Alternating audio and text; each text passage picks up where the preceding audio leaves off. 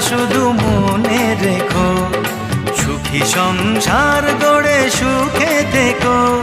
এ ঘর দুয়ার সব শূন্য করে যেতে হবে তোমাকে স্বামীর ঘরে।